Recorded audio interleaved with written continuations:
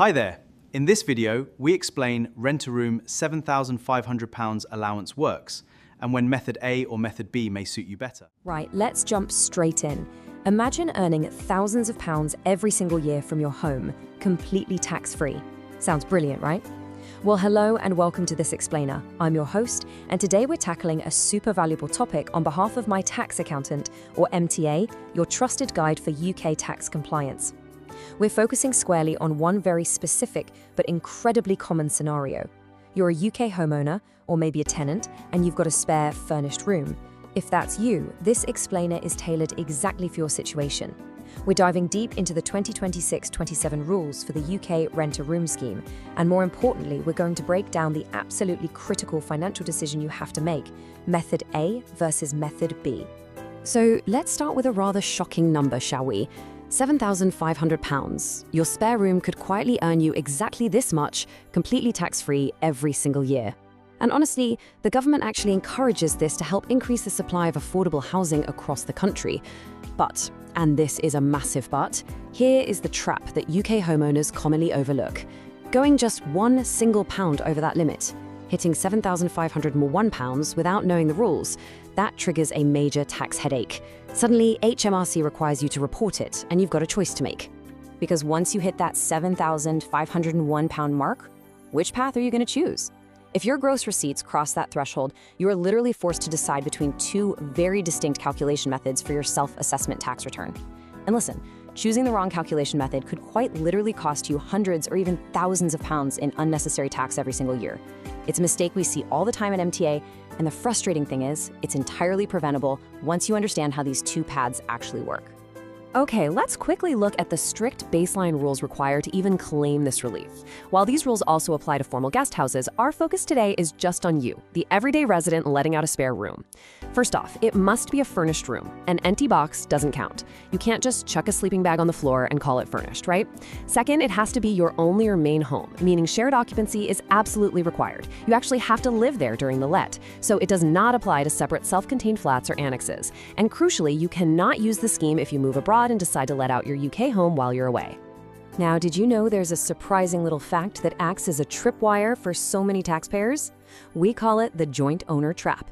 If two people, say a married couple or joint property owners, both receive the rental income from the lodger, that generous £7,500 limit is strictly and automatically halved to £3,750 each.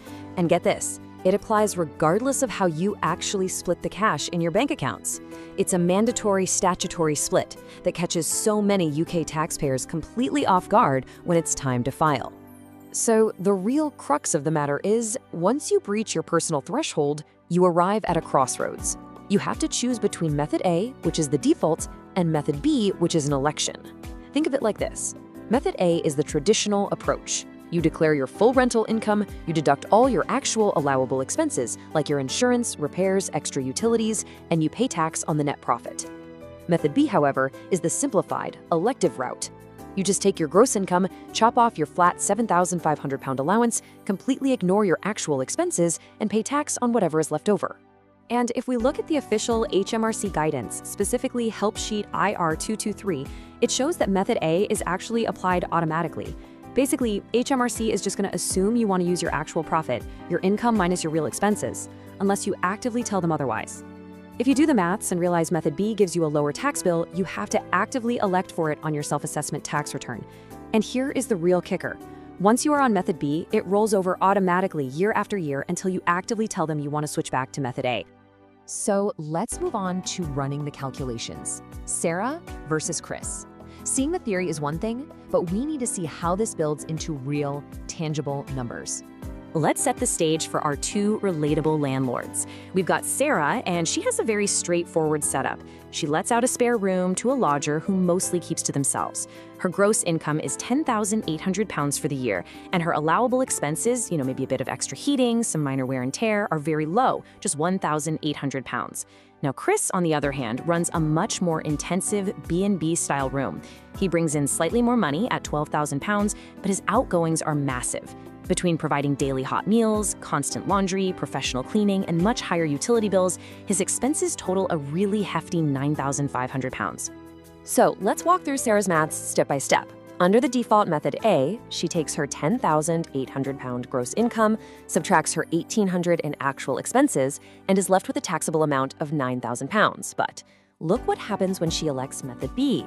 She takes that exact same $10,800, ignores her expenses completely, and instead subtracts the £7,500 rent-a-room allowance. Her taxable amount plummets down to just £3,300. By simply ticking a box for method B, Sarah brilliantly saves herself from paying tax on £5,700 of her income. I mean, if she's a higher rate taxpayer, that is well over £2,000 saved, kept firmly in her own pocket. Now, contrast this immediately with Chris's situation. Chris also does the calculation both ways. Under method A, he takes his $12,000 gross income and deducts his hefty $9,500 in expenses. His taxable profit is just £2,500.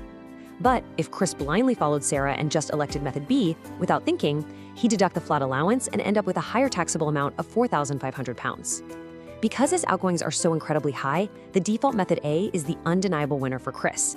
He pays tax on a much smaller figure by properly utilizing his actual expenses rather than just relying on the flat allowance. And that brings us to a really vital professional tip straight from our desks at My Tax Accountant. Method B cannot create a loss. Let's say you spent an absolute fortune upgrading your lodger's bathroom this year, and your allowable expenses vastly exceed your rental income. You've made a real, actual financial loss. But if you are locked into method B, your taxable profit is simply recorded as zero, and that actual financial loss, it just disappears into thin air. You must actively opt out of method B and use method A to declare that loss. Why? Because you can then carry that loss forward to offset against your future property profits.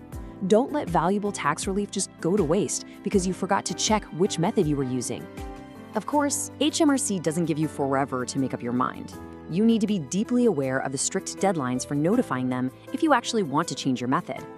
The hard deadline is the 31st of January, specifically 1 year following the end of the tax year in question.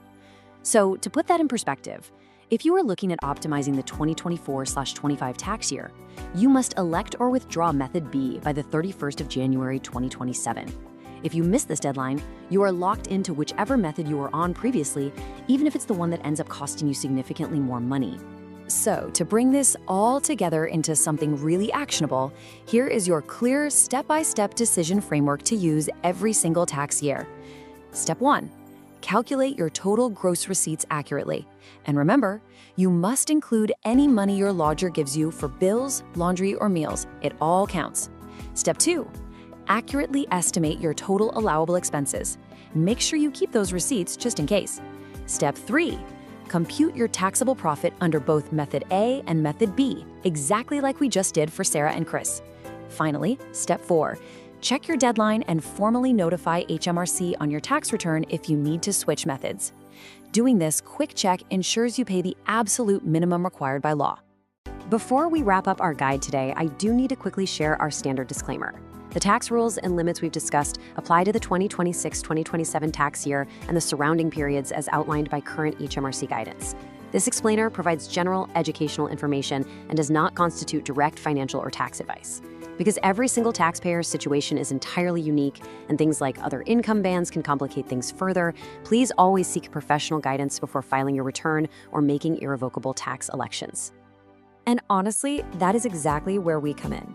If you want absolute peace of mind with your property income calculations or filing your self-assessment, reach out to the expert team at My Tax Accountant, or MTA. Give us a call at 0208-570-8531. Drop us an email at info@mytaxaccountant.co.uk or visit the website at www.mytaxaccountant.co.uk. And please hit that subscribe button on the MTA YouTube channel for more clear, focused tax explainers just like this one. I'm going to leave you with this final provocative thought. Knowing what you know now about the real maths behind method A and method B, are you absolutely sure you aren't overpaying on your spare room right now?